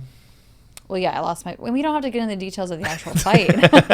I'm just trying to remember like what. Yeah, Yes, like there what. was a series there of was unfortunate events. I lost my phone. It was you, me, and Brandy. We walked got to, hats, beignets. You weren't Yeah. happy about those things. yeah, there was just a lot happening for me. I mean, I've already talked to you about like why it was like I was feeling like the third wheel in that situation, and I didn't Yeah. like that, right? And so that's where I was like, wait a second, at that point I was technically your fiance, just not to the world, and I'm like, hello, I'm the human in this dynamic, but like, yeah, it was silly, and it was lots of alcohol was involved. It was right. It was New Orleans, like we were, I do love New Orleans. but like. I do Nolens. remember it was that late into the relationship that we saw something that big happen between the two of us. And so there is, and granted, I guess not everyone gets married as quickly as we did. Some people get married faster, but whatever. And so just being able to really see how someone shows up when something goes down is also important. Well, yeah. I mean, I think there's levels to this too, right? Where it's like when I say like if it's hard run, like it's a very simple, like. Yeah. But it's I like know. it's like Emma. Does it feel like I'm putting work in? Is it effort that's draining me, or am I happy to do it? And right, like is it energizing me, or and challenging me in a really positive way, or is it this is exhausting, this is draining? I think a lot of times in the beginning, because the honeymoon kind of covers it up. Mm-hmm. I'll ignore things. Right. Yes. I'll put things under the rug, or I'll kind of put them in the corner and be like, but then if I go back and look, it's like, oh yeah, like that thing that's been there the whole time. Yep. I just chose to look the other way on it. Yes. I don't know that we're talking hypotheticals, and I'm aware of that, but like I don't know that I had that at all with you. Is like there was some really simple small stuff that ends up that they are like my favorite things. No, yeah, I agree that like in the honeymoon phase, so many people ignore some of the little things that it's like, oh, well, maybe that was just like a one time, or maybe that was just this or whatever, because they're so infatuated with the other person, and so it starts to outshine, right? And then once I'm now it's a year in, and now like we're in more of like daily habits, and then now I'm like, oh, that is a constant trait of that person, right? Like that starts to just be like, is this what I'm actually signing up for, kind of a thought process. Yeah, I mean, just to make it real, like there was levels of like my depression that I don't think that you really understood until 1000%, way after. like literally until we moved here. Yeah.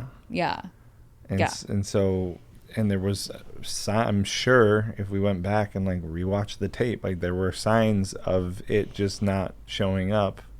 Yeah, no, I mean, and Or I signs can, of it showing up. I can recall a couple of times where I came home from work or like a day shift or something, and yeah, I came home and it was like you're asleep and the curtains are drawn and it's dark and whatever, right? And like that was, but my experience of it was like a one type, thing. Sure. So yeah, and I think even at that point too, like there was maybe twice that happened, like in the whole time that we lived in Chicago. Well, sure, but and at the same time, we were on different schedules. We weren't Exactly in each other's lives as much. Right.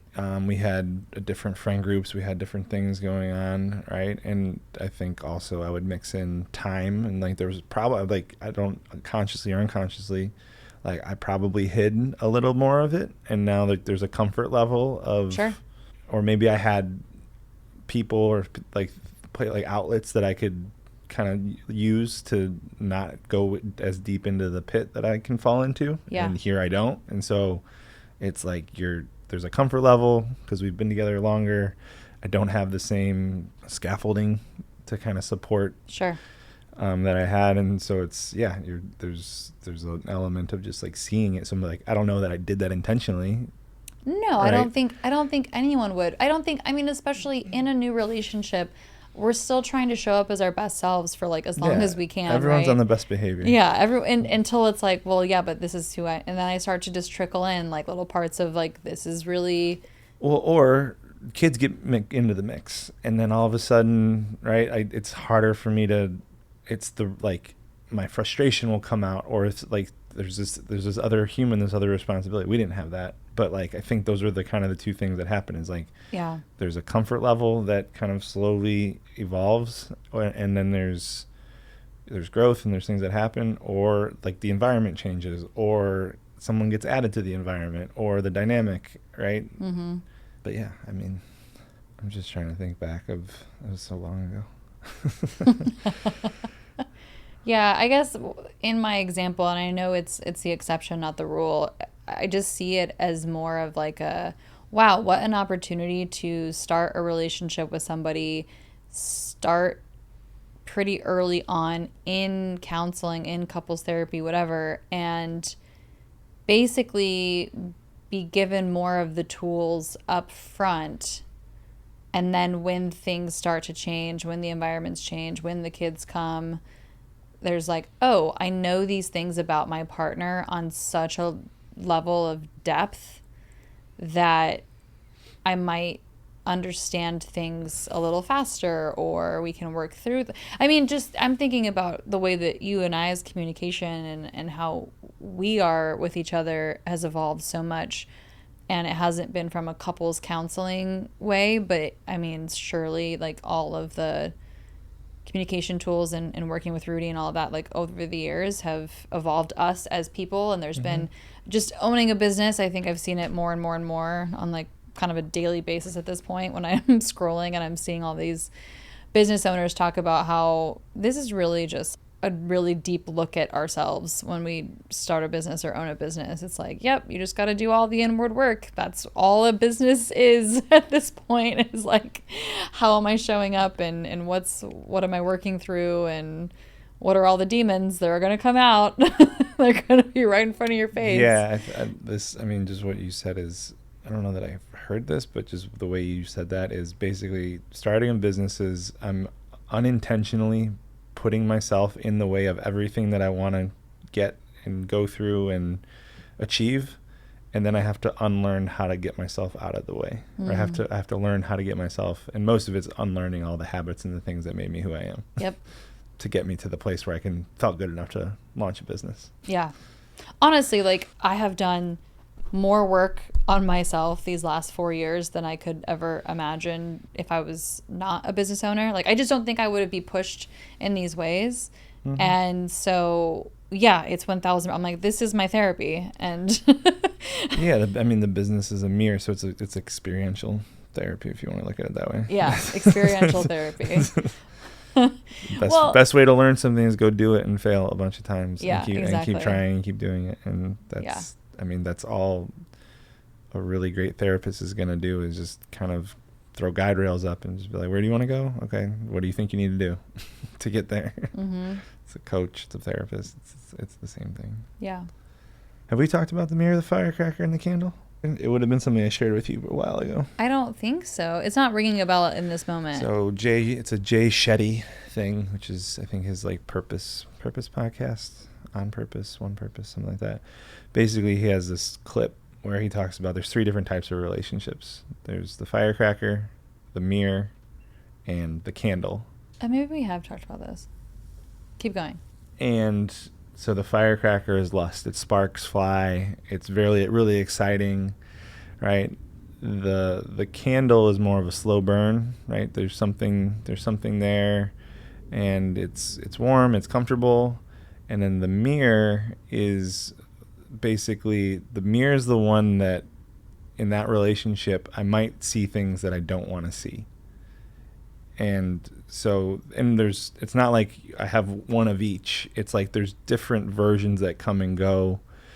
People can evolve into different versions of them. Okay. But the idea is I want to find a mirror that Got it. and there's nothing wrong with, like, the fireworks are super exciting, the candle, but the candle kind of fades over time. Sure, it'll burn out eventually. Right. But the mirror the idea with the mirror is, a lot of times in relationships, I'll find mirrors that I don't like, and then I'll actually get out of that relationship because I don't like what I see. I don't like the way the other person reflects back.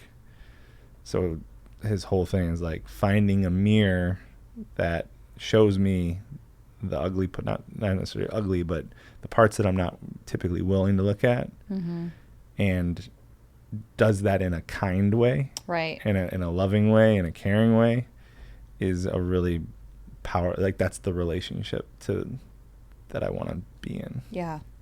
Well, yeah, for long term. For long term, and sometimes again they can change, right? Like it might It start might with start fireworks, with, and then yeah. it turns into a candle or mirror. Like things evolve. Some people don't, right? And yeah, so it's just it was an interesting take on, like, if for anyone that's listening, for you right now, is like, go back and like think about the relationships that you've been in, romantic relationships specifically, and yeah, which one were they? If you look at that, can you clearly identify yours? Yeah. Yeah. I think I can too. It's interesting. Yeah. Put her there, bub. Put her there, bub.